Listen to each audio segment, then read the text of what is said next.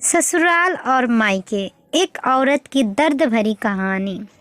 ससुराल में वह पहली सुबह मुझे आज भी याद है। कितनी घबराकर मैं उठी थी, यह सोचती हुई कि कहीं देर ना हो जाए। सब न जाने मेरे बारे में क्या सोचेंगे। केवल एक रात ही तो नए घर में कटी थी और इतना सब कुछ बदल गया, जैसे आसमान में उड़ती चिड़िया को किसी ने मोती के लालच देकर पिंजरे में कैद कर लिया हो। शुरू के कुछ दिन तो यूं ही गुजर गए। एक दिन हम बाहर घूमने गए। जब हम वापस घर आए तो सासू माँ की आंखों में खुशी तो दिख रही थी, लेकिन केवल अपनी बेटी के लिए ही। मैंने सोचा कि शायद नया नया रिश्ता है, एक दूसरे को समझने में कुछ वक्त लगेगा, लेकिन समय ने जल्दी एहसास करा दिया कि मैं यहाँ बहू हूँ, इसीलिए मैं जैसा चाहूँ वैसा नहीं कर पाऊँगी। कुछ कायदा और मर्यादा है जिसका मुझे पालन करना होगा, जैसे कि धीरे धीरे बात करना, धीरे से हंसना, सबके खाने के बाद खाना खाना। यह सब आदतें मुझे अपने आप आ गई। माँ से भी बात कम होने लगी, जिसकी वजह से मुझे पीहर की याद आने लगी। ससुराल में पूछने पर कहा गया कि अभी नहीं, कुछ दिन के बाद जाना। जिस पति ने शादी के समय कहा था कि आपकी बेटी पास में ही तो है, कभी भी आ जाएगी, उसके भी सुर बदल गए। अब मुझे धीरे धीरे यह समझ में आ गया था कि शादी कोई बच्चों का खेल नहीं है।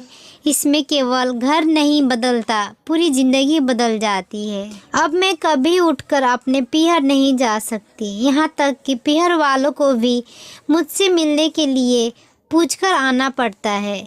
पीहर में जोर जोर का हंसना, कभी भी कहीं भी चला जाना, रसोई में से कुछ भी उठाकर खा लेना, अपनी मर्जी का करना, यह सब यादें बनकर रह गई। अब मुझे समझ में आने लगा था कि क्यों विदाई के वक्त सभी लोग मुझे गले लगाकर रो रहे थे।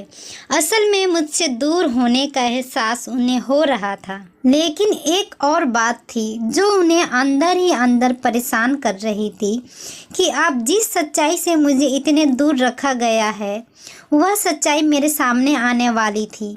पापा का यह झूठ कि मैं उनकी बेटी नहीं बेटा हूँ, अब और दिन नहीं छुप पाएगा, जो कि उनकी सबसे बड़ी चिंता थी कि अब उनका बेटा, जिसको कभी भी बेटी होने का एहसास नहीं कराया था, जीवन के इतने बड़े सत्य से सामना करने जा रही थी।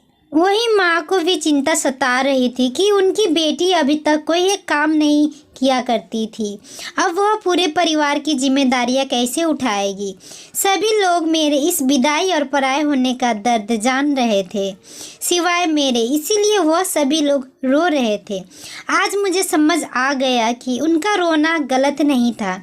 यह हमारे समाज का नियम ही है कि एक बार बेटी डोली में विदा हो गई तो वह उस घर के लिए केवल मेहमान ही बनकर रह जाती है। फिर कोई चाहे कितना क्यों ना कह ले कि यह घर आज भी उसी का है, सच तो यह है कि अब वह कभी भी यूं ही अपनी पीहर नहीं जा सकती। चाहे कितना भी समस्या और परेशानी क्यों ना आ जाए, मुझे ही हल करना है, हंसते हुए या गम छुपाते हुए। आशा करती हूँ यह छोटी सी कहानी आपको बहुत पसंद आई होगी। यदि पसंद आई होगी तो प्लीज़ हमारे चैनल को लाइक, सब्सक्राइब, शेयर ज़रूर कीजिएगा। आपकी एक लाइक ही हमें मोटिवेट करती है अगली वीडियो अपलोड करने की। और इस टॉपिक पे जो भी राय हो आप हमें कमेंट बॉक्स में ज़रूर बताइएगा। अच्छे रहिए, स्वस्थ रहिए।